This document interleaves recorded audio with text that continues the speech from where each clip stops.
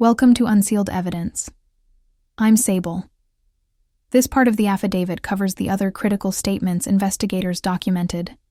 The comments, contradictions, emotional slips, and disturbing claims that didn't fit neatly into any single section but were too important to ignore.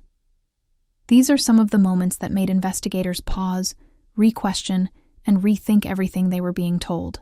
If you're unfamiliar with the Rebecca Park case, you can read the full breakdown at www.unsealedevidence.com. Let's unseal this. Trigger warning.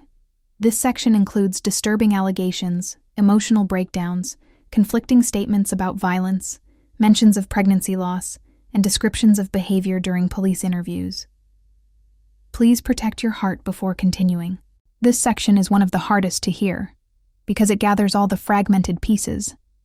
The sudden confessions, the denials, the emotional clashes, and the unsettling comments that investigators said stood out while they tried to make sense of what happened to Rebecca and her baby. The affidavit describes moments where one individual allegedly admitted involvement, then immediately denied ever saying it. Investigators wrote that the same person changed their explanation several times within the same interview, describing the alleged stabbing, then claiming they had no memory of anything, then offering a new explanation minutes later. The emotional tone of these shifts didn't match the content, which investigators highlighted because of how drastically the story kept changing. One statement investigators described as spontaneous, meaning not prompted by a question, was someone saying, "It wasn't supposed to happen this way." When investigators asked what that meant, the person allegedly shut down and refused to elaborate. Another moment involved someone suddenly asking if the baby was okay, despite earlier insisting they never saw the baby at all. These contradictions are part of why investigators continued pressing for clarity. There were also emotionally charged comments about blame. One person allegedly said they feared, "Someone else is going to pin this on me," followed by what investigators described as a dramatic shift in emotion, crying, then going silent, then denying everything said moments earlier. In another interview, a person who initially denied touching Rebecca allegedly described holding her for a minute, before reversing their story again when investigators pointed out inconsistencies. Courtney's repeated attempts to insert Kimberly into the narrative also intensified here. Investigators documented several instances where she introduced Kimberly's name unprompted, claimed she must know something, or implied involvement without evidence. Each time investigators challenged the accuracy of these claims, her story shifted again. The affidavit makes it clear this pattern stood out to them. Another moment investigators flagged involved a person saying, "I knew I was going to jail anyway, even though charges hadn't been explained yet." Minutes later, that same person allegedly insisted they weren't even there, before shutting down and refusing to answer additional questions.